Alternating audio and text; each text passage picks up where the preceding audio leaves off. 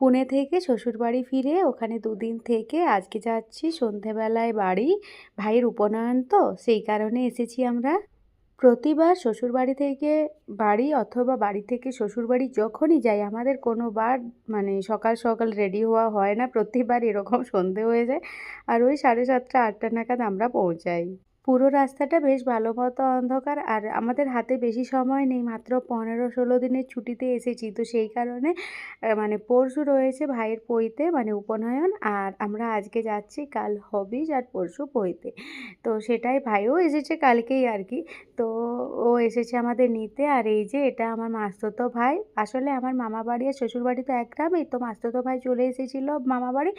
তো সেখান থেকে আজকে ভাই আরকি আমাদের সাথেই যাচ্ছে। ওকে নিয়ে যাচ্ছি আমাদের সাথে জোর করে। আর মানে মামি, মাসিরা সবাই কালকে যাবে আরকি। মানে উপনয়নের আগের দিন। তো আমি একদিন আগেই চলে যাচ্ছি। এমনিতেই আমার কিছুদিন আগেই আসা উচিত ছিল। কিন্তু আমাদের তো মানে এত দূরে থাকি তো বড্ড প্রবলেম। কখনো কোনো জিনিসে আমরা উপস্থিত হতে পারি না সেইভাবে। এই ভাইয়ের উপনয়ন আর আমার দেওরের বিয়ের সময় আমরা আমি মানে বিয়ের পরেই দুটোই জিনিস পেয়েছি। আর কোথাও সেভাবে আমি কোনো অনুষ্ঠানে যোগ হতে পারিনি আরকি। এটাই আমার সবচেয়ে বড় কষ্ট লাগে। এই যে কথা বলতে, বলতে বাড়ি পৌঁছে গেলাম। আর বাড়িতে চলছে জোর কদমে অনুষ্ঠানের সব প্রস্তুতি। আর এই মিঠাই আমার ভীষণ পছন্দের। কিন্তু এগুলো সব জায়গায় পাওয়া যায় না। ইভেন আমাদের গ্রামের সাইডেও পাওয়া যায় না। যখন কোনো অনুষ্ঠান হয় তখনই এগুলো তৈরি হয়।